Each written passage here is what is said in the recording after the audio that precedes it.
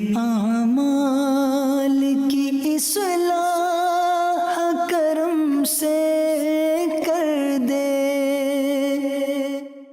الحمدللہ رب العالمین والصلاة والسلام علی سید المرسلین، اما بعد فاعوذ باللہ من الشیطان الرجیم، بسم اللہ الرحمن الرحیم۔ پڑھیے الصلاة والسلام علیک یا رسول اللہ وعلی آلک واصحابک یا حبیب اللہ۔ الصلاة والسلام علیک یا نبی اللہ وعلی آلک واصحابک یا نور اللہ۔ فرمان آخری نبی رسول ہاشمی صلی اللہ تعالی علیہ وسلم، جسے کوئی اہم حاجت درپیش ہو وہ مجھ پر کثرت سے درود شریف پڑھے، کیونکہ درود پاک دکھ، درد اور مصیبتوں کو دور کرتا اور رزق میں اضافہ کرتا ہے۔ تو جب بھی کوئی مشکل آئے، پریشانی آئے، تکلیف آئے، ٹینشن آ جائے، تو اس کا بار بار اظہار کرنے سے ٹینشن دور نہیں ہو جاتا۔ کوئی بھی مشکل آتی ہے بندہ سبھی کو بتاتا پھرے، بار بار ذکر کرتا رہے کہ یار بڑی مشکل میں ہوں، بڑی پریشانی میں ہوں۔ شاعر کہتے ہیں نا کہ دکھوں نے تم کو جو گھیرا ہو تو درود پڑھو، دکھوں نے تم کو جو گھیرا ہو تو درود پڑھو، جو حاضری کی تمنا ہو تو درود پڑھو۔ تو جب ٹینشن دور کرنے کا، مشکل دور کرنے کا، پریشانی دور کرنے کا وظیفہ مل گیا ہے، چابی مل گئی ہے، تو پھر فضول باتیں کرنے کی بجائے ہمیں درود پاک کی کثرت کرنی چاہیے۔ صلو علی الحبیب صلی اللہ تعالی علی محمد صلی اللہ علیہ وسلم۔ آج میں آپ کو اللہ کے ایک نبی کا واقعہ سنانا چاہتا ہوں۔ یہ واقعہ قرآن مجید میں بہت تفصیل کے ساتھ موجود ہے، اور یہ واقعہ ایسا ہے کہ میں ان نبی علیہ الصلوۃ والسلام کے عمل کا نام لوں تو نبی علیہ الصلوۃ والسلام کا نام آپ کے ذہن میں خود ہی آ جائے گا۔ یعنی انہوں نے وہ عمل ایسا کیا کہ اب ان کے نام کے ساتھ وہ عمل ایک خاص ٹیگ بن گیا ہے۔ اور اگر میں اب عمل بتاتا ہوں، نام آپ خود بتائیں گے، اور ان کا عمل تھا کہ ان کے اندر کمال صبر تھا۔ اب یہ صبر کرنے والے نبی کون ہیں؟ صبر ایوب علیہ السلام۔ مشہور ہے دنیا میں کہ ایوب علیہ السلام کا جو صبر ہے وہ ضرب المثل بن گیا، وہ ایگزامپل بن گیا۔ صبر تو بہت سارے لوگوں نے دنیا میں کیا، مصیبتیں تو بہت سارے اللہ والوں پر آئیں، مگر حضرت ایوب علیہ السلام کو اس قدر کمال کا صبر جو ان کا تھا، تو کیا واقعہ ہے۔ تو آج مشکلیں ہیں، پریشانیاں ہیں، ٹینشن ہیں، لوگ جب پریشان ہوتے ہیں تو صبر کا دامن تھامنے کی بجائے نارملی بے صبری، شکوے اور شکایات کی طرف جاتے ہیں۔ تو زندگی میں جب بھی کوئی معاملہ آئے نا، ہمیں اللہ کے کلام کی طرف رجوع کرنا چاہیے، اللہ والوں کی سیرت کی طرف رجوع کرنا چاہیے، اور رب کریم کے جو منتخب ترین بندے ہیں، دنیا کے افضل ترین جو افراد ہیں، وہ انبیاء کرام علیہ الصلوۃ والسلام ہیں۔ تو ہمیں جب بھی کوئی پرابلم آئے، جب بھی کوئی مسئلہ درپیش ہو، پہلے دیکھیں اللہ والوں نے اس موقع پر کیا کیا تھا، قرآن کیا کہتا ہے، حدیث کیا کہتی ہے، تو پھر زندگی میں چیزیں آسان ہو جاتی ہیں۔ تو حضرت ایوب علیہ الصلوۃ والسلام کی سیرت کے بارے میں جانتے ہیں کہ آپ حضرت اسحاق علیہ الصلوۃ والسلام کی اولاد میں سے ہیں، اور ان کی والدہ حضرت لوط علیہ الصلوۃ والسلام کے خاندان سے ہیں۔ اللہ تعالیٰ نے آپ کو ہر طرح کی نعمت سے نوازا تھا۔ آپ حسن و صورت والے بھی تھے، یعنی آپ کو اللہ پاک نے بہت خوبصورت بھی بنایا تھا، اور اللہ کریم نے مال بھی بہت دیا، اولاد میں بھی کثرت دی، یعنی ویل آف لائف تھی، خوبصورتی بھی ہے، مال بھی ہے، اولاد بھی ہے۔ اچھا، پھر ظاہر مال تھا تو گھر بھی تھے، جانور بھی تھے۔ اس زمانے میں جو ویلتھ ہوتی تھی، جو پیسہ ہوتا تھا، وہ جانوروں کی صورت میں ہوتا تھا۔ آج کل لوگ گاڑیاں رکھتے ہیں، سونا زیورات رکھتے ہیں، اس زمانے میں جانور ہوتے تھے۔ بلکہ اب بھی اگر پاکستان کے بھی آپ انٹیریئر کے ایریا میں چلے جائیں، گاؤں گوٹھ میں جائیں، تو لوگ اپنا مال و دولت سے جانور ہی خرید رہے ہوتے ہیں۔ ان کے نزدیک یہی ان کا جو ہے وہ جو بھی ان کا کاروبار ہوتا ہے اور مال ہوتا ہے۔ اب آپ پر امتحان آیا، آزمائش آئی. اور وہ آزمائش کیسے آئی کہ پہلے آپ کا مکان گرا اور خاندان کے جتنے افراد تھے اور آپ کے بیٹے تھے، جتنے بھی آپ کے بیٹے تھے نا، وہ سب اس مکان کے تلے دب کر انتقال کر گئے. اللہ اکبر. آپ کو آ کر خبر دی جاتی گئی کہ حضور آپ کا مکان گر گیا ہے، آپ کے بچے دب گئے اور دب کر ان کا انتقال ہو گیا ہے. آپ فرماتے تھے میرا کیا ہے، جس کا تھا اس نے لے لیا. جب تک اس نے مجھے دے رکھا تھا وہ میرے پاس تھا، جب اس نے چاہا اس نے واپس لے لیا. اسی نے دیا تھا نا. تھوڑی دیر بعد خبر آئی کہ آپ کے جتنے جانور تھے، ہزارہا اونٹ تھے، بکریاں تھی، ریوڑ کے ریوڑ تھے، سارے جانور جو ہیں وہ مر گئے. کسی نے آ کر کہا کہ اب آپ کی جتنی دولت تھی، جتنے جانور تھے وہ بھی مر گئے. سبحان اللہ. آپ اللہ کا شکر بجا لاتے، کہتے یا اللہ جو رب کا تھا اس نے واپس لے لیا، اسی کا تھا، جتنی دیر چاہا میرے پاس رہا، واپس لے لیا اس نے. میں اپنے رب کی رضا پر راضی، میں اس امتحان پر راضی ہوں. اللہ اکبر. اب کیا ہوا کہ آپ کی تمام کھیتیاں اور جو باغات تھے، بہت بڑی زمینیں تھیں، بڑے بڑے کھیت تھے، وہ بھی سارے کے سارے برباد ہو گئے. کسی نے آ کر بتایا کہ حضور اب تو کھیت بھی گئے، اب باغات بھی گئے.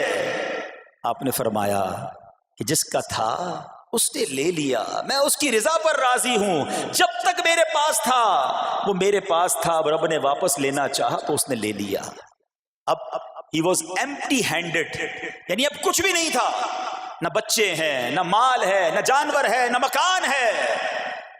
مگر حضرت ایوب علیہ السلام کی زبان پر پھر بھی شکر ہے، اب بھی شکر ہے، شکوہ نہیں ہے کہ اللہ میں تیری رضا پر راضی ہوں. لیکن ابھی امتحان ختم نہ ہوا تھا. اور اس امتحان کے پیچھے بعض مفسرین نے ایک اور قول بھی نقل کیا کہ شیطان نے حضرت ایوب علیہ السلام کو دیکھ کر اللہ کی بارگاہ میں کہا کہ اے مولا یہ تیرا بندہ اس لیے تیرا شکر گزار ہے کہ تو نے اسے بڑا نوازا ہے، بڑا مال دیا ہے، اولاد دی ہے، گھر دیا ہے. تو اب رب کریم نے حضرت ایوب پر امتحان بھیجا تاکہ پتہ چلے کہ میرے نیک بندے امتحان کے بعد بھی صبر کرتے ہیں. لیکن اب سب چلا گیا نا، تو شیطان نے کہا کہ ابھی جان تو باقی ہے نا، صحت تو باقی ہے. اللہ اکبر. مزید آزمائش آئی اور یہ ہوا کہ آپ کو بیمار کر دیا گیا. مبارک جسم پر بڑے بڑے آبلے پڑ گئے، پھوڑے جس کو کہتے وہ پڑ گئے. اس حال میں آپ کے سارے دوست بھی آپ کو چھوڑ کے چلے گئے. آج کل ویسے بھی حال ایسا ہی ہے جناب، جب تک پیسہ ہے، شہرت ہے، آپ کے پاس کوئی مال ہے تو آس پاس بہت سارے لوگ ہوتے ہیں. مگر جب یہ سب چیزیں چلی جائیں نا تو بعض اوقات ایسی کنڈیشن میں اپنے اور پرائیوں کی جانچ بھی ہو جاتی ہے کہ اب کون کھڑا ہے.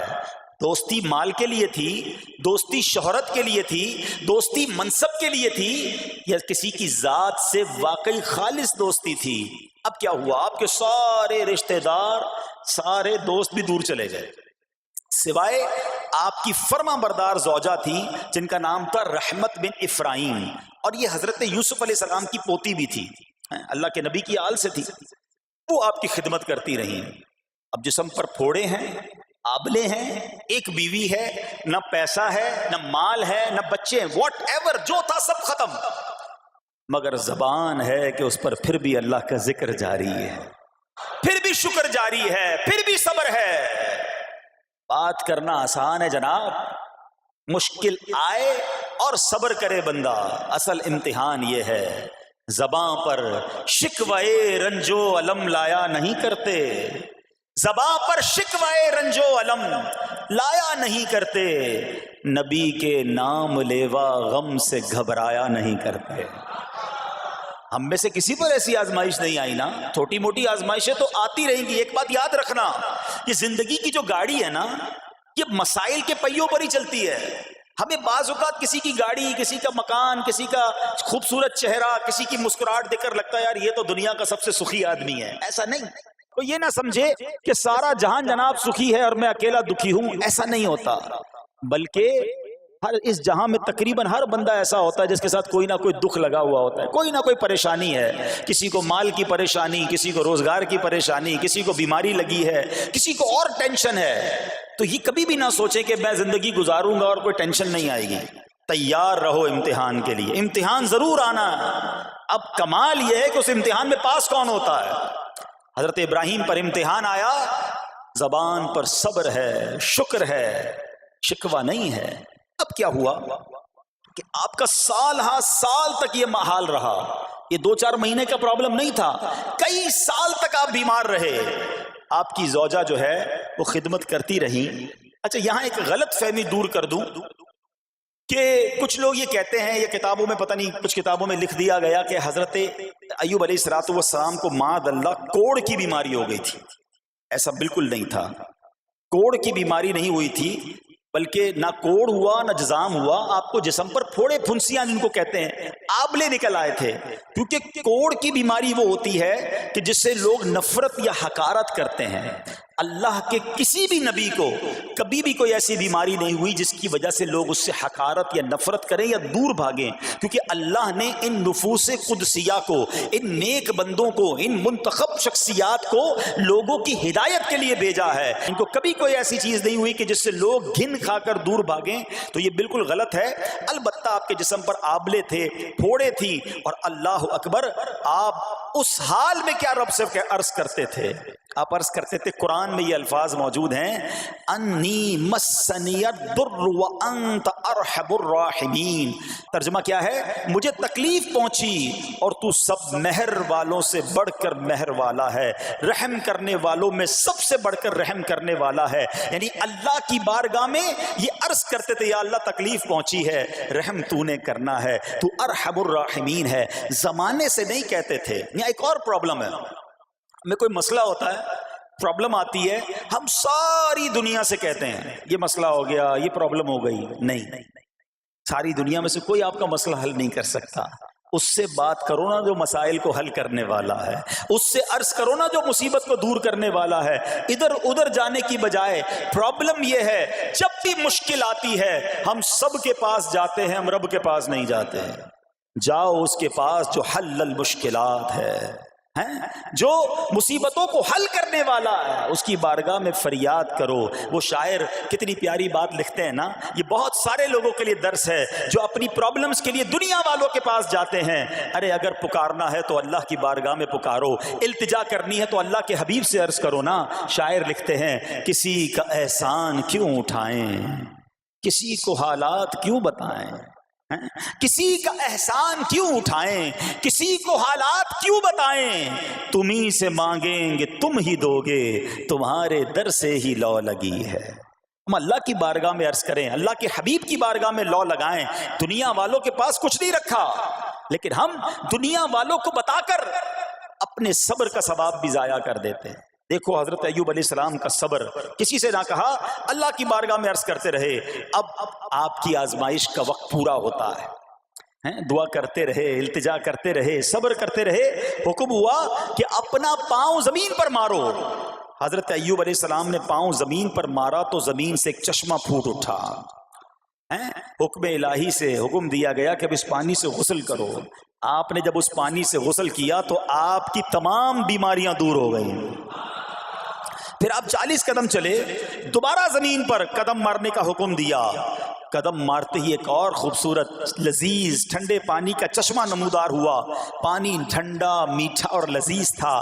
اب آپ نے وہ پانی پیا تو آپ کے باطن میں نور ہی نور پیدا ہو گیا اور آپ کو اعلیٰ درجے کی صحت و نورانیت حاصل ہو گئی. اور سنو، میرا رب تو قادر ہے نا. اللہ تعالیٰ نے آپ کی وہ ساری اولاد جو دب کر کئی سال پہلے مر گئی تھی، انتقال فرما گئے تھے، اللہ نے ان تمام اولاد کو پھر زندہ فرما دیا اور آپ کی بیوی کو دوبارہ جوانی بخشی، اور اب اس کے بعد بھی آپ کی کثیر اولاد ہوئی. سنو سنو، جو جانور چلے گئے تھے نا، اللہ نے مویشی، اسباب و خزانہ اس سے زیادہ آپ کو پھر سے عطا فرما دیا. صبر کیا تھا نا. ان اللہ مع الصابرین. اچھا یاد سب کو ہے یہ آیت, بچپن سے یاد ہے, اللہ صابروں کے ساتھ ہے, صبر کرنے والوں کے ساتھ ہے, مگر صبر کرنا نہیں ہے. امتحان آنا ہے تو صبر کرنا نہیں ہے, آیت سب کو پتا ہے. اچھا جس کے ساتھ پرابلم ہو جائے نا, اس کو بھی بندہ درس دینے جا رہا ہوتا ہے, بھائی صبر کرنا, اللہ آپ کو صبر دے, لیکن جب اس پر امتحان آتا تو یہ صبر کرتا نہیں ہے. دوسروں کو درس دے رہا تھا, آج تیری باری آئی ہے نا, تو صبر کا دامن نہ چھوڑیں. میں آپ کو ایک بات سوال پوچھنا چاہتا ہوں. آج کل ہم بڑے لوگوں سے تعلقات کیوں بنانے کی کوشش کرتے ہیں؟ یار جب کوئی مشکل ٹائم آئے گا نا تو یہ بندہ کام آئے گا, یہ پیسے والا دوست ہے, یہ اس کے تعلقات بہت ہیں, اس کی گورنمنٹ میں بات ہے, اس کی وکیلوں میں بات ہے, 4-5 ایسے دوست ہونے چاہیے. یہ ڈاکٹروں کے اندر بڑی اچھی اس کی دوستی ہے, کوئی ڈاکٹر کا بھی کام آئے گا تو یہ بندہ کام آ جائے گا. ہم دنیا والوں سے تعلقات اس لیے بناتے ہیں تاکہ یار مصیبت آئے تو یہ بندہ کام آئے, اور نارملی اکثر ایسا ہوتا ہے کہ جس سے امید رکھی ہوتی ہے مصیبت کے وقت غائب ہو جاتا ہے. لیکن رب خود قرآن میں فرما رہا ہے ان اللہ مع الصابرین, صبر کر لو اللہ کی رحمت تمہارے ساتھ ہو جائے گی. اب میں آپ سے سوال کرتا ہوں, دنیا کے تعلقات ہوں یہ ضروری ہے یا یہ فائدہ مند ہے, یا بندہ صبر کر لے تو اللہ کی رحمت ساتھ ہو جائے, سارے غم ویسے ہی دور ہو جائیں گے؟ صبر اس کو نہیں چھوڑنا ہے. تو حضرت ایوب علیہ السلام کی زندگی میں ایک اور واقعہ یہ ہوا کہ جب آپ بیمار تھے, آپ کو پتہ جب بندہ بیمار ہوتا ہے تو بعض اوقات اس کی طبیعت میں کیفیات بھی ہوتی ہیں, تو آپ نے اپنی زوجہ کو پکارا, تو آپ کی زوجہ کچھ دیر میں حاضر ہوئی, تو آپ نے جلال میں آ کر اس کو 100 درے, اپنی زوجہ کو 100 کوڑے مارنے کی قسم کھا لی. اب جب صحت آ گئی تو قسم تو آپ نے کھائی ہوئی تھی, تو اب کیا کرتے؟ اس بیوی نے تو خدمت بھی بہت کی تھی, اب اسے کوئی خاص کیفیت تھی, آپ نے قسم اٹھا لی تھی. سبحان اللہ, ایوب علیہ السلام کو اللہ کریم نے قرآن میں کیا حکم دیا کہ اے ایوب آپ ایک یعنی 100 جس کو کہتے ہیں تنکے 100 تنکوں والی جھاڑو لیں اور اس جھاڑو کو ایک مرتبہ اپنی بیوی کو مار دیجئے تو آپ کی قسم جو ہے وہ پوری ہو جائے گی, یعنی قسم کا کفارہ نہیں دینا ہوگا. اللہ اکبر. اللہ نے اس نبی علیہ السلام کی فرما بردار بیوی کی جو سزا تھی یا جو معاملہ تھا اس کو کتنا آسان فرما دیا. تو رب کریم نے قرآن مجید فرقان حمید میں اس کو کس طرح بیان فرمایا, وَخُذْ بِيَدِكَ ضِغْثًا فَاضْرِب بِهِ وَلَا تَحْنَثْ, فرمایا کہ اپنے ہاتھ میں ایک جھاڑو لے کر اسے مار دے اور قسم نہ توڑ. اِنَّا وَجَدْنَاهُ صَابِرًا, فرمایا ہم نے اسے صابر پایا. نعم العبد, کیا اچھا بندہ. اِنَّهُ اواب, بے شک وہ بہت رجوع لانے والا ہے. ارے آج دنیا کسی کو کہے یہ صبر والا ہے, حضرت ایوب کی شان دیکھو کہ رب فرما رہا ہے قرآن میں اِنَّا وَجَدْنَاهُ صَابِرًا, اور ہم نے ایوب کو صبر کرنے والا پایا, صابر پایا. اللہ حضرت ایوب کے صبر کے صدقے ہمیں بھی صابرین میں شامل فرما لے. اللہ اکبر, سبحان اللہ. اور رب کریم نے جو اواب فرمایا, علماء کہتے ہیں کہ یہ اواب کے لاجواب خطاب کو جو آپ کے سر مبارک پر ایک تاج کی طرح رکھ دیا گیا, کیونکہ اواب کے معنی کیا ہے؟ انہو اواب, بے شک وہ بہت رجوع لانے والا ہے. اللہ اکبر. صبر کیا تو رب نے کیسے کیسے القاب جو ہیں وہ قرآن میں عطا فرمائے. یہاں ایک اور بات بھی سیکھنے والی ہے کہ حضرت ایوب علیہ السلام کے صبر کا کمال یہ ہے کہ قرآن میں ذکر آ گیا, آپ صبح قیامت تک حافظ تلاوت کریں گے, تراویح میں قرآن پڑھا جائے گا, جب بھی قرآن کی تلاوت دنیا کے کونے کونے میں کی جائے گی, قیامت تک حضرت ایوب کے صبر کا ذکر ہوتا رہے گا. جب آپ صبر کرتے ہیں اللہ رسول کو راضی کر لیتے ہیں, اللہ ان ناموں کو بلند فرما دیتا ہے. بہرحال میرے پیارے اسلامی بھائیوں, اب یہاں تھوڑا سا ایک شرعی مسئلہ بھی سمجھ لیں. بعض اوقات ہے کہ آپ لفظ سنتے ہیلا, اچھا کچھ لوگ جب یہ لفظ ہیلا سنتے ہیں تو کنفیوز ہو جاتے ہیں, یار یہ کیا, ایک کام کرنا تھا اس کو ایک اور طریقے سے کر دیا, ہمیں سمجھ نہیں آ رہا. عجیب عجیب سی لوگ باتیں کرتے ہیں. سبحان اللہ. علماء فرماتے ہیں پہلے ہیلے کا مسئلہ سمجھ لیں. فتاوی عالمگیری میں ہے جو ہیلا کسی کا حق مارنے یا اس میں شبہ پیدا کرنے یا باطل ذریعے سے فریب دینے کے لیے کیا جائے وہ مکروہ ہے, اور جو ہیلا اس لیے کیا جائے کہ آدمی حرام سے بچ جائے یا حلال کو حاصل کر لے وہ اچھا ہے. انما الاعمال بالنیات, غلط نیت سے ہیلا کہ کسی کا حق دبا لو یا معاذ اللہ زکوٰۃ ادائی نہ کرنی پڑے, اللہ کو کوئی دھوکہ نہیں دے سکتا, اللہ دیکھ رہا ہے کہ اس کی نیت کیا ہے. لیکن ہیلا اس لیے ہے کہ حرام سے بچ جائے، حلال حاصل کر لیا جائے، تو اس کی جو جواز کی صورتیں ہیں علماء نے فرمایا یہ آیت اس میں دلیل ہے. اور آیت کیا تھی؟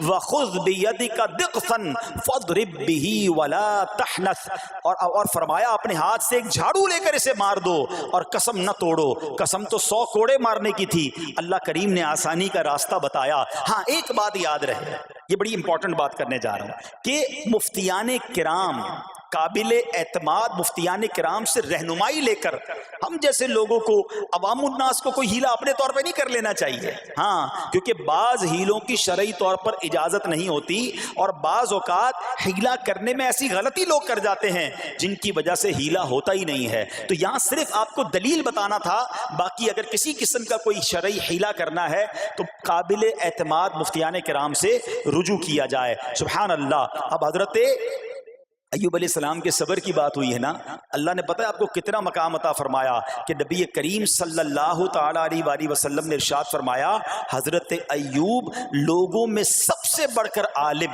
صابر اور غصہ پینے والے تھے. حضرت ابن مسعود رضی اللہ تعالیٰ عنہ سے مروی ہے کہ حضرت ایوب علیہ السلام قیامت کے دن صبر کرنے والوں کے سردار ہوں گے. ہاں صبر کرنے والوں کے بھی سردار ہوں گے. اچھا بعض اوقات ہوتا کیا ہے، اچانک کوئی پرابلم آ گئی، کہیں آگ لگ گئی، گاڑی میں نقصان ہو گیا، پیسے چوری ہو گئے، موبائل چوری ہو گیا، کوئی چیز میں نقصان ہو گیا، کاروبار میں نقصان ہو گیا، صحت خراب ہوئی. بندہ کہتا ہے یار یہ میرے ساتھ کیوں ہوا ہے، میں نے ایسا کیا کیا ہے. بعض اوقات زبان سے شکوے، شکایت، حالانکہ قرآن مجید فرقان حمید نے تو پہلے ہی ہمیں بتا دیا ہے. ہمارا پرابلم پتہ ہے کیا ہے، ہم بہت ساری باتیں جانتے ہیں دنیا کی، قرآن و حدیث پڑھتے نہیں ہیں، تو مینٹلی پریپیئرڈ نہیں رہتے. آپ کو پہلے ہی پتا ہو کہ یار گرمیاں آنے والی ہیں، تو اچانک گرمیاں آئیں گی تو پریشان نہیں ہوں گے نا. آپ کو پتا تھا جون جولائی میں گرمیاں ہوتی ہیں، بھائی سردیاں نہیں ہوتی. آپ پنکھا بھی تیار رکھتے ہیں، ٹھنڈا پانی کا انتظام بھی رکھتے ہیں، گرمی کے وقت باہر کم نکلتے ہیں.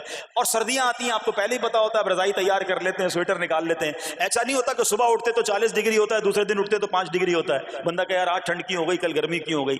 مینٹلی پریپیئرڈ جب بندہ ہوتا ہے تو وہ تیار ہوتا ہے. اگر جو قرآن پڑھنے والا ہے، حدیث پڑھنے والا ہے، اس کو تو پہلے ہی مینٹلی پریپیئرڈ ہونا ہے. کیوں؟ قرآن کا وعدہ ہے نا، قرآن کا اعلان سنو. اللہ کریم قرآن مجید میں کیا ارشاد فرماتا ہے؟ بسم اللہ الرحمن الرحیم وَلَنَبْلُوَنَّكُمْ بِشَيْءٍ مِّنَ الْخَوْفِ وَالْجُوعِ وَنَقْصٍ مِّنَ الْأَمْوَالِ وَالْأَنفُسِ وَالثَّمَرَاتِ وَبَشِّرِ الصَّابِرِينَ. اور ضرور ہم تمہیں آزمائیں گے. کیا فرمایا؟ ضرور آزمائیں گے، تیار رہو. there is examination. اچھا آزمائش کن کی چیزوں کی ہوگی؟ سبحان اللہ. قرآن نے لسٹ بھی دے دی ہے کہ آزمائش کیا ہوگی. فرمایا کچھ ڈر سے، اچانک خوف آ جاتا ہے نا، کوئی دشمن آ جاتا ہے، کوئی دھمکی دے رہا ہوتا ہے، اچانک حالات خراب ہو جاتے ہیں، دل میں خوف بیٹھ جاتا ہے. پھر فرمایا بھوک سے، مال کم ہو گیا، تنگی آ گئی تو بھوک سے. پھر فرمایا کچھ مالوں اور جانوں اور پھلوں کی کمی سے. کبھی کاروبار میں نقصان ہوگا، کبھی کسی کے باغات ہے تو باغ فصل اجڑ سکتی ہے، آپ کو کوئی نقصان ہو سکتا ہے، کسی جگہ آگ لگ سکتی ہے، اور جانوں کی کمی سے بیماری بھی آ سکتی ہے. مگر آگے کیا فرمایا؟ وَبَشِّرِ الصَّابِرِينَ. خوشخبری سنا ان صبر والوں کو. اور جب سبحان اللہ یہ ایگزام آتا ہے نا، جو اس ایگزام سے نکل جاتا ہے تو رب نے فرمایا خوشخبری ہے. اللہ اکبر. ہم نے زندگی میں دیکھا ہے جس نے مصیبت پر صبر کیا، اللہ کی رضا پر راضی رہا، اللہ نے مشکل سے بھی نکالا اور پہلے سے اسے زیادہ عطا فرما دیا. ہمارا پرابلم ہی ہم ٹیسٹ میں فیل ہو جاتے ہیں. جیسے ہی امتحان شروع ہوا، واویلا شروع، شور شروع، شکوے شروع. سب کو بتانا، حالانکہ کر کوئی نہیں سکتا لیکن سب کو بتائیں گے. نہ کرو ایسا، میں جانوں میرا رب جانے، مجھے کیوں کسی کو بتانا. ہاں وہ کریم ہے، وہ دیکھ رہا ہے کہ میرا بندہ صبر کر رہا ہے. سبحان اللہ. حضرت سیدنا امام ابو جعفر محمد بن جریر طبری تفسیر طبری میں اس آیت مبارک کے تحت فرماتے ہیں، یعنی ہم تمہیں دشمن کے خوف، قحط سالی، شدید بھوک و فقر و فاقہ، فصلوں کی کمی، مقاصد کے حصول میں مشکلات، کفار سے جنگ کے دوران افرادی قوت میں کمی اور اہل و عیال کی موت وغیرہ کے ذریعے آزمائیں گے. اور یہ سب چیزیں بطور امتحان ہوں گی تاکہ تمہارے سچے جھوٹوں سے اور اہل بصیرت منافقوں سے جدا ہو جائیں. یعنی اس ٹیسٹ میں پتہ چل جائے گا کون اللہ والا ہے, کون صبر والا ہے, کون اللہ کی رضا پر راضی رہنے والا ہے. سنو سنو, جب یہ تکلیف آتی ہے نا تو اس کا پھر اجر کتنا ملتا ہے. شہنشاہ نبوت مخزن جود و سخاوت صلی اللہ تعالی علیہ وسلم نے ارشاد فرمایا, جو دنیا میں ہی اپنی ہر خواہش کی تکمیل کر لے تو یہ چیز آخرت میں اس کے اور اس کی خواہش کے درمیان آڑ اور پردہ بن جائے گی. اور جو مالداروں کی زینت کی طرف اپنی نگاہیں دراز کرے تو وہ آسمان والوں کے سامنے بے عزت ہو جاتا ہے. اور جو شدید بھوک پر صبر کرے اللہ عز و جل اس کو جنت الفردوس میں جہاں چاہے گا ٹھکانہ عطا فرمائے گا. ہاں, ہر چیز پوری ہو جائے, جو چاہیے وہ مل جائے, یہ نہیں ہونا چاہیے. کچھ نہ کچھ آزمائشیں آئیں گی اور اگر سب ادھر مل گیا تو ادھر پھر کیا ملے گا. ہم اللہ سے یہ دعا کرتے ہیں کہ ادھر بھی عطا فرمائے, ادھر بھی محروم نہ کرے. ہاں, ہمیں ڈرتے بھی رہنا چاہیے کہ یار میں جو مانگتا ہوں ادھر مل جاتا ہے, کہیں وہاں محروم نہ رہ جاؤں. تو آزمائش آئے تو صبر کرنا چاہیے, اللہ کی رضا کے طور پہ زندگی گزارنی چاہیے. ایک بار نبی پاک علیہ الصلوۃ والسلام انصار کے پاس تشریف لے گئے تو فرمایا کیا تم مومن ہو؟ بڑا کمال کا سوال جواب ہے, ذرا غور کیجئے گا. ہمارے پاس بھی کوئی آ کر کہے کہ کیا تم مومن ہو تو ہم کیا جواب دیں گے؟ صحابہ خاموش رہے. سیدنا فاروق اعظم نے کہا حضور ہاں ہم مومن ہیں. شاید ہمارا بھی جواب یہی ہوگا, مومن ہیں. مگر اگلا سوال سنو نبی پاک علیہ الصلوۃ والسلام کا. فرمایا کہ اگر تم مومن ہو تو تمہارے ایمان کی علامت کیا ہے؟ ہاں, اب ہم سے کوئی یہ سوال کرے تو ہم جواب کیسے دیں گے؟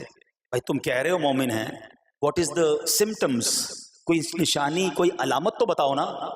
اب یہ سوال کرنے والے کون ہیں؟ پیارے آقا صلی اللہ تعالی علیہ وآلہ وسلم. صحابہ سامنے بیٹھے ہیں. ارشاد فرمایا مومن ہو تو علامت کیا ہے؟ کیا شاندار جواب دیا کہ صحابہ کرام نے کہ ہم جب فراخی کی حالت ہوتی ہے نا, آسانی ہوتی ہے تو ہم شکر ادا کرتے ہیں. جب آزمائش آتا ہے, کوئی پرابلم آتی ہے, ہم صبر کرتے ہیں اور اللہ کے فیصلے پر راضی رہتے ہیں. نبی اکرم علیہ الصلوۃ والسلام نے جواب میں کیا فرمایا؟ رب کعبہ کی قسم تم مومن ہو. تو پتہ یہ چلا کہ مومن ہونے کی نشانی یہ ہے کہ جب اچھے دن آئیں تو شکر کرے اور مشکل کے دن آئیں تو اللہ کی رضا پر, اللہ کے فیصلوں پر راضی رہے, صبر کرے. اب آؤ سوال کرتے ہیں.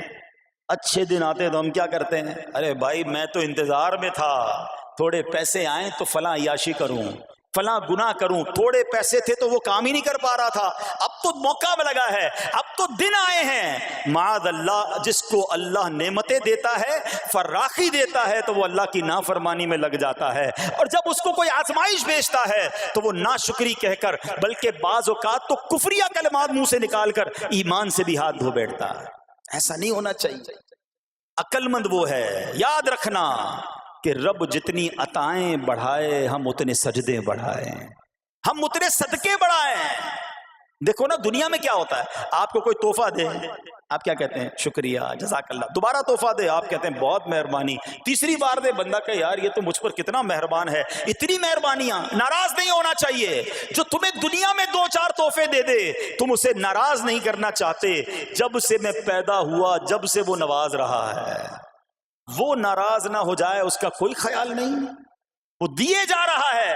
ہم تو دیکھتے ہیں نا, بندہ غریب ہوتا ہے, تھوڑے گناہ, جیسے جیسے امیر ہوتا گیا اس کے پر پرزے نکلنا شروع ہو جاتے ہیں, مسجد سے دور, نمازوں سے دور, معاذ اللہ حرام کاموں میں پڑ جاتا ہے. ارے اللہ کے بندے, تجھے رب نواز رہا ہے, تیرے تو سجدے بڑھنے چاہیے تھے.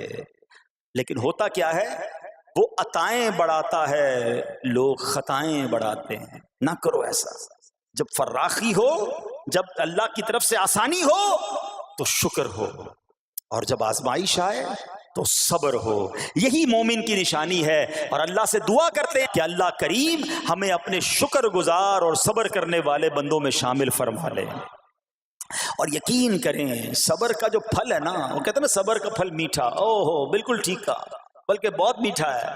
سنو, اللہ عز و جل فرماتا ہے کہ جب میں کسی بندے کو بیماری میں مبتلا کروں, ہو سکتا ہے یہاں بھی میرا کوئی بھائی بیمار بیٹھا ہو, مدنی چینل کے ناظرین میں سے کوئی بیمار بیٹھا ہو. دیکھو بیماری آئے نا, شکوہ مت کرنا, صبر کرنا. فضیلت سنو, حدیث قدسی ہے, اللہ فرماتا ہے جب میں اپنے کسی بندے کو بیماری میں مبتلا کروں اور وہ اس پر صبر کرے, کسی سے شکایت نہ کرے, تو میں اس کے گوشت کو اچھے گوشت سے اور اس کے خون کو اچھے خون سے بدل دیتا ہوں. پھر اگر اسے شفا دیتا ہوں تو ایسی شفا دیتا ہوں کہ اس کے نامہ اعمال میں کوئی گناہ نہیں رہتا. اور اگر میں اسے دنیا سے اٹھا لوں تو اسے اپنی رحمت کاملہ کے سائے میں لے جاتا ہوں. ارے کمال ہو گیا. بیماری آئی, بیماری جب جاتی ہے تو گناہوں سے بھی پاک کر کے جاتی ہے. صرف ایک ہی تو کنڈیشن ہے, صبر کرنا. بیماری آئی, صبر کرنا. ہاں, کسی سے بات نہ کریں, شکوہ نہ کریں, اللہ کی بارگاہ میں عرض کریں مولا تیری مہربانی, ہاتھ میں درد ہے باقی جسم تو سلامت ہے, اے اللہ آنکھ میں درد ہے باقی جسم تو سلامت ہے, اے اللہ گردوں میں پرابلم ہے میرا باقی جسم تو سلامت ہے, یہ بھی تیری مہربانی ہے. اللہ کرے کہ ہم شکر گزار بندے بن جائیں, کیونکہ یہ بیماری تو ہمارے گناہ معاف کروانے آئی تھی, مگر افسوس یہ ہے کہ جو گناہ معاف کروانے والا کام ہمارے ساتھ ہوا اس میں بھی ہم نے اللہ کو ناراض کر دیا اور شکوے شکایات کی. سنو سنو, اس نے اخلاق کے پیکر نبیوں کے تاجور صلی اللہ تعالی علیہ وسلم نے ارشاد فرمایا, ابھی تو صرف بیماری کی بات ہوئی نا, اب آؤ اگر کسی کو کاروبار میں نقصان ہو گیا, کسی کے پیسے کم ہو گئے, کسی کی جان و مال کا کوئی نقصان ہوا, کوئی آگ وغیرہ لگ گئی. سنو, اللہ کے حبیب علیہ الصلوۃ والسلام فرماتے ہیں کہ اللہ ارشاد فرماتا ہے, پھر حدیث قدسی ہے کہ جب میں اپنے کسی بندے کے بدن یا اس کے مال یا اس کی اولاد کی طرف کوئی سختی بھیجوں, پھر وہ صبر جمیل کے ساتھ اس کا استقبال کرے, تو قیامت کے دن مجھے اس سے حیا آئے گی کہ میں اس کے لیے میزان قائم کروں یا اس کا نامہ اعمال کھولوں. ہائے ہائے ہائے, سمجھتے ہو اس کا مطلب؟ اللہ فرما رہا ہے مجھے حیا آئے گی کہ اپنے بندے سے اب کیا حساب لوں. جب آزمائش بھیجی تھی تو اس نے صبر کیا تھا, اس نے شکوہ نہیں کیا تھا. خدا کی قسم میں آپ سے پوچھتا ہوں, میرا کوئی نقصان ہو جائے اور قیامت کے دن میرا نامہ اعمال نہ کھولا جائے, مجھے اللہ کی بارگاہ میں حساب نہ دینا پڑے, مجھے بتاؤ یہ دنیا کے حساب نقصان کی کیا حیثیت ہے اگر ادھر بخشا جائے. سنو تو صحیح, رب فرما رہا ہے کہ مجھے حیا آتی ہے کہ اس کے لیے میزان قائم کروں یا اس کا نامہ اعمال کھولوں. ارے یہ ساری دنیا کی دولت, یہ ساری دنیا کی آسائش ایک طرف, اگر قیامت کے دن حساب کتاب میں آسانی مل جائے, اللہ بلا حساب جنت میں داخل کر دے, اس سے بڑھ کر کوئی نعمت نہیں. مگر آج افسوس یہ ہوتا ہے کہ اگر کسی پر امتحان آتا ہے وہ اس امتحان میں فیل ہو جاتا ہے. اس حدیث میں ایک لفظ استعمال ہوا صبر جمیل کے ساتھ. اب یہ بھی بڑا مسئلہ ہے کہ لوگوں کو یہی نہیں پتا کہ صبر جمیل ہے کیا. لوگ کہتے تو بہت ہیں, اللہ پاک آپ کو صبر جمیل عطا فرمائے. اب اس سے پوچھو بھائی صبر جمیل کی تعریف کیا ہے, تو پھر تعریف نہیں پتا ہوتی. یہ کسی جمیل بھائی کا صبر نہیں ہے کہ جس کو صبر جمیل کہا جاتا ہے. صبر جمیل کی تعریف سمجھو. علماء کہتے ہیں کسی مصیبت زدہ اور غیر مصیبت زدہ کو برابر میں دیکھو, مگر دونوں میں کوئی فرق نظر نہ آئے. یعنی چہرہ بھی نہ بتائے کہ وہ کسی مشکل میں ہے, اس کی عادتیں بھی نہ بتائیں کہ وہ کسی پرابلم میں ہے, یعنی اس کو دیکھ کر پتہ ہی نہ چلے کہ وہ بڑی مشکل میں ہے. فرمایا یہ ہے صبر جمیل. مگر آج ہمارا حال یہ ہے, ہمارا چہرہ بتا دیتا ہے بھائی خیر تو ہے, بڑی ٹینشن میں ہو, ہاں یار کیا کروں بس موبائل ٹوٹ گیا, ارے بھائی بڑی چہرے پہ بڑی ہوائیاں اڑ رہی ہیں, بس کیا کروں جناب آج 5,000 روپے کھو گئے. 5,000 روپے کھو جائیں, چھوٹا سا نقصان ہو جائے, ہمارا چہرہ بتا دیتا ہے کہ ہمارے ساتھ کوئی معاملہ ہوا ہے. صبر جمیل یہ ہے کہ دیکھ کر کوئی پہچان ہی نہ سکے کہ یہ بندہ کتنی مشکل میں ہے, چاہے اندر کتنی تکلیف میں ہو, دنیا والوں کو نہ بتائے کیونکہ وہ رب کا بندہ ہے, وہ اللہ کی بارگاہ میں فریاد کرے. یہ صبر جمیل ہے اور اللہ اسے ہم سب کو نصیب فرمائے. ہاں یہ بڑی کمال کی بات ہے. ہم کیا کرتے ہیں, سارے جہان کو بتاتے ہیں. اچھا پھر آخر میں لوگ کہتے بھی ہیں, جب پورے محلے کو بتا دیا نا, پھر اس کے بعد کہتے ہیں بس کیا کریں بھائی صبر ہی کر رہے ہیں. اب آپ صبر نہیں کر رہے حضرت, ہاں آپ کا صبر چلا گیا, آپ نے ساری دنیا کو تو بتا دیا. صبر یہ ہے کہ صبر پہلے صدمے پر ہوتا ہے. جیسے ہی آپ کو کوئی صدمہ لگا نا, اب آپ جانے رب جانے, نہ بتائیں کسی کو, ٹھیک ہے. وہ الگ بات ہے آپ کسی کو دعا کے لیے کہہ دیں, لیکن بڑا نقصان ہو گیا, بڑی مشکل ہو گئی, بڑی پریشانی ہو گئی, اس سے حل تو کوئی نہیں ہونا. اچھا ہمارا ماجرا ایک اور بھی بڑا عجیب ہے, مشکل ہو جائے تو سب کو بتاتے ہیں, آسانی ہو جائے تو پھر کسی کو نہیں بتاتے. 5,000 کا نقصان سارے محلے کو پتا ہے, 50,000 کا فائدہ ہوا پھر کسی کو بتایا آپ نے؟ نہیں یار بتاؤں گا تو نظر لگ جائے گی. گھر والوں کو تو بالکل بھی نہیں بتاؤں گا, خرچہ بڑھا دیں گے. گھر والوں کو ساری ٹینشن کی خبریں جا کے دے رہے ہوتے ہیں، مارکیٹ میں بڑا نقصان ہو گیا، آج بڑا مندہ ہے، ارے بھائی کاروبار بالکل نہیں ہے، تاکہ گھر والوں کا خرچہ روک سکے. اور جیسے ہی کاروبار اچھا ہو گیا گھر جاتے پھر بھی وہی والا منہ بنا لیتے ہیں تاکہ ان کو پتہ نہ چلے میں بڑے پیسے کمانے لگا ہوں. یہ نہ کیا کریں. ہاں ٹینشن آپ کسی کو بتا کر اپنا صرف ثواب ضائع کرتے ہیں، باقی کچھ نہیں ہوتا. کرنا رب نے ہے، اور یہ اگر آزمائش میرے درجے بلند کرنے آئی ہے، اگر یہ آزمائش مجھے اللہ کے قریب کرنے آئی ہے تو پھر تو اس کا استقبال ہونا چاہیے نا. ہاں ہمارے بزرگان دین تو آزمائشوں کا استقبال کیا کرتے تھے. اور سنو، یہاں ہو سکتا ہے کہ میرا کوئی نابینا بھائی بیٹھا ہو.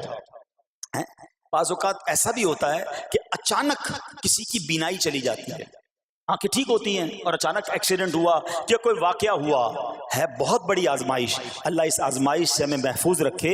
مگر دیکھو میرے رب کی شان دیکھو، جب بھی کوئی تکلیف آتی ہے نا بندہ صبر کرے، اس تکلیف کا اجر تیار ہے، اس کا کمال سے اس کی رحمت تیار ہے، رحمت کی برسات تیار ہے. سنو، اللہ فرماتا ہے کہ اے جبرائیل، جب میں اپنی کسی بندے کی بینائی لے لوں تو اس کا اجر یہ ہے کہ میں اسے اپنے دیدار سے مشرف فرماؤں گا. ہاں آنکھیں گئی ہیں مگر اللہ فرماتا ہے میں اپنا دیدار کرواؤں گا. بس صرف صبر کرنا ہے. اسی طرح میرے پیارے اسلامی بھائیوں، بعض لوگوں کے یہاں بچے کا انتقال ہو جاتا ہے، چھوٹے چھوٹے بچوں کا انتقال ہو جاتا ہے، یا بعض اوقات پیدائشی بچہ مرا ہوا ہوتا ہے، پیدا اس کا انتقال ہو جاتا ہے، یا بعض اوقات ولادت سے پہلے ہی بچہ ضائع ہو جاتا ہے. بہت شور، بڑا واویلا، بڑا رونا پیٹنا گھروں میں ہوتا ہے. مت کیا کرو ایسا. یقین کریں یہ بہت بڑا انعام تمہیں ملنے جا رہا ہے.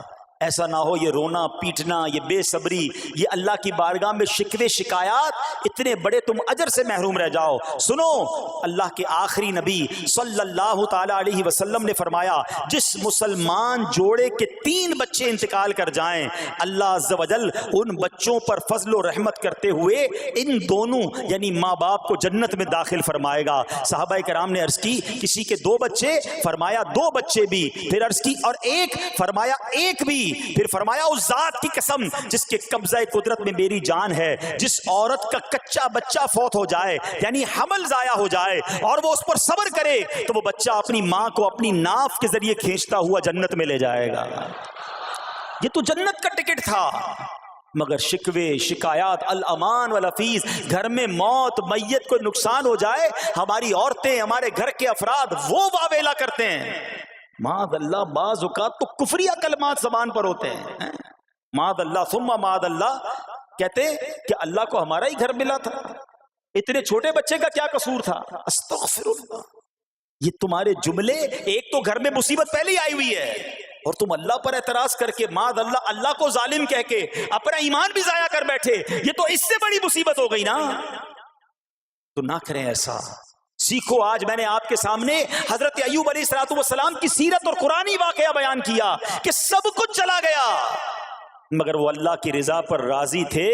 رب نے انہیں صبر کرنے والا بندہ بھی فرمایا اور ساری نعمتیں پہلے سے زیادہ عطا فرما دی. ہاں بالکل نوازا جائے گا. صبر کا دامن اگر نہ چھوڑیں. سنو ہمارے اسلاف کیسے صبر کرتے تھے. حضرت سیدنا فتح موصلی رحمت اللہ تعالی علیہ کی زوجہ محترمہ رضی اللہ تعالی عنہا کا پاؤں پھسل گیا اور ان کا ناخن ٹوٹ گیا. وہ مسکرانے لگی. اللہ اکبر. کبھی کبھی ہمارا بھی ناخن ٹوٹا ہوگا، بہت تکلیف ہوتی ہے. ناخن ٹوٹے تو جان نکل جاتی ہے مگر آپ مسکرانے لگی. کسی نے پوچھا کہ آپ کو ناخن ٹوٹنے کا درد نہیں ہوا، آپ مسکرا رہی ہیں؟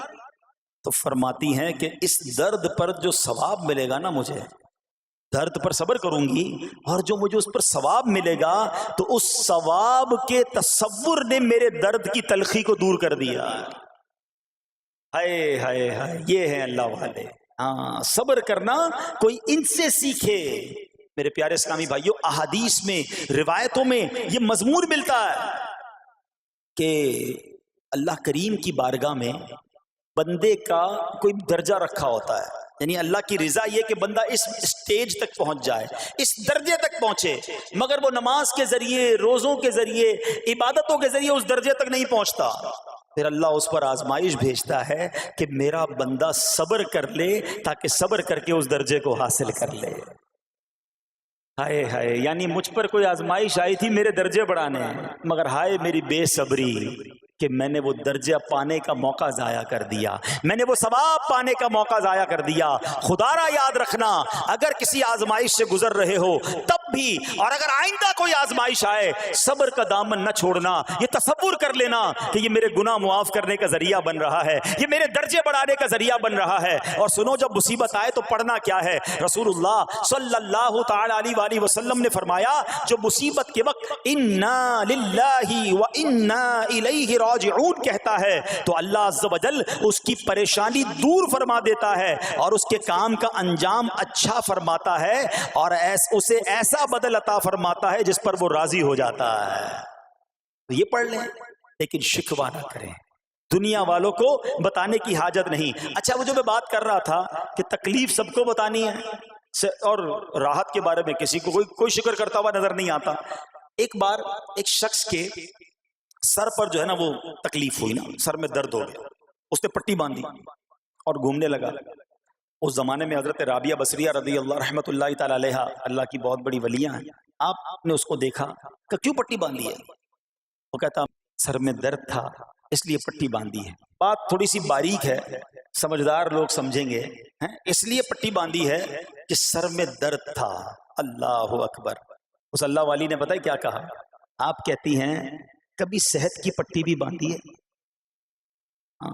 یہ جملہ ہے بڑا سمجھنے والا ہے، یعنی اللہ نے اتنے دنوں تک صحت میں رکھا تو کسی کو نہیں بتایا، اور تھوڑے دنوں کی تکلیف آئی تو پٹی باندھ کے سب کو بتانے چلا ہے کہ رب نے بیمار کیا ہے۔ ہاں، ہمیں اللہ کریم کی طرف سے آزمائش ہمیشہ تھوڑی آتی ہے۔ اگر اپنی زندگی کا ہم پورا عرصہ کیلکولیٹ کریں نا کہ بھئی 40 سال کا کوئی بندہ ہو گیا تو کتنے دن ہوئے 40 سال میں؟ ٹھیک ہے، ایک بار کبھی بیٹھ کے اکیلے میں حساب کرنا، اتنے ہزار دن میں نے دنیا میں گزارے، کتنے دن بیمار رہا؟ تو شاید چند دن، 100 دن، 50 دن، 200 دن بنیں گے۔ کئی ہزار دنوں میں سے اگر چند دن اللہ نے مجھ پر آزمائش ڈالی تو ہزاروں دن راحت بھی تو ڈالی نا، صحت بھی تو عطا فرمایا۔ اتنے دن جس رب نے چھاؤں میں کھڑا کیا، اگر تھوڑی دیر کے لیے دھوپ آئی ہے تو مجھے شکوہ نہیں کرنے چاہیے۔ یاد رکھنا، ہر رات کے بعد صبح ہے، ہر دھوپ کے بعد چھاؤں ہے۔ اگر تم انتظار کرو گے تو رب ایسی رحمت تم پر نازل کرے گا، اپنے غیب کے خزانوں سے عطا فرمائے گا۔ قرآن میں رب نے وعدہ کیا ہے، وَمَن يَتَوَکَّلْ عَلَى اللَّهِ فَهُوَ حَسْبُهُ، جو اللہ پر بھروسہ کرے اللہ اس کے لیے کافی ہے۔ مگر ہمارا پرابلم یہ ہے کہ جب مشکل آتی ہے ہم یہ ساری باتیں بھول کر بس شکوہ، شکایات اور پریشانی میں چلے جاتے ہیں۔ ارے آپ اس مصیبت کو اللہ کی طرف سے نعمت سمجھ لو، اللہ کی طرف سے یہ سمجھ لو کہ میرے گناہ معاف کروانے، میرے درجات بلند کرنے کے لیے آیا ہے۔ اچھا، اب ایک اور بات، بعض اوقات شیطان ہے نا، وہ کسی کے دماغ میں وسوسہ ڈالتا ہے کہ یار جب میں نمازیں نہیں پڑھتا تھا نا تب تو اتنا پریشان نہیں رہتا تھا، جب سے نمازیں شروع کی، دعوت اسلامی کے اجتماع میں آنے لگا، مدنی قافلوں میں سفر شروع کر دیا، اب تو میں نے کچھ ذمہ داری بھی لینا شروع کر دی ہے۔ ارے میں نے جب سے امامہ پہنا ہے، یہ داڑھی رکھ لی ہے، میری کوئی اسلامی بہن سن رہی ہے کہ بے پردہ گھومتی تھی تو کوئی اتنا ٹینشن نہیں تھا، اب میں نے جناب پردہ کرنا شروع کیا ہے، قرآن پڑھنا شروع کیا ہے تو ٹینشنیں شروع ہو گئی ہیں۔ اب شیطان بعض لوگوں کے ذہنوں میں یہ وسوسہ ڈالتا ہے کہ میں تو دین کے قریب ہو رہا ہوں، اللہ کے قریب ہو رہا ہوں، اور مجھ پر آزمائشیں کیوں آ رہی ہیں؟ سنو سبحان اللہ، اللہ کے حبیب علیہ الصلوۃ والسلام کی کیا شان ہے۔ اعلیٰ حضرت ایسے ہی نہیں کہتے کہ میں نثار تیرے کلام پر، ملی یوں تو کس کو زبان نہیں، وہ سخن ہے جس میں سخن نہ ہو، وہ بیان ہے جس کا بیان نہیں۔ میرے آقا نے کم و بیش 1450 سال پہلے یہ مسئلہ سالو کر دیا۔ حضرت سیدنا سعد بن ابو وقاص رضی اللہ تعالیٰ عنہ فرماتے ہیں کہ میں نے عرض کی یا رسول اللہ صلی اللہ تعالیٰ علیہ وسلم، سب سے زیادہ مصیبتیں کن لوگوں پر آئیں؟ گلی مقاتی نا، پنجابی بچ کہتے ہیں نا، گالی بات ہی ختم کر دی۔ حضور یہ بتائیں سب سے زیادہ مصیبتیں کن لوگوں پر آئیں؟ پیارے آقا نے فرمایا انبیاء پر۔ اللہ اکبر، اللہ کے سب سے قریب تو انبیاء ہیں نا، انبیاء پر۔ پھر ان لوگوں کے بعد جو لوگ بہتر ہیں، پھر ان کے بعد جو بہتر ہیں۔ سنو اب اگلا جملہ، بندے کو اپنی دینداری کے اعتبار سے مصیبت میں مبتلا کیا جاتا ہے۔ اگر وہ دین میں سخت ہوتا ہے اس کی آزمائش بھی سخت ہوتی ہے، اگر وہ دین میں کمزور ہوتا ہے تو اللہ عز و جل اس کی دینداری کے مطابق اسے آزماتا ہے۔ بندہ مصیبت میں مبتلا ہوتا رہتا ہے یہاں تک کہ اس کے دنیا میں ہی اس کے سارے گناہ بخش دیے جاتے ہیں۔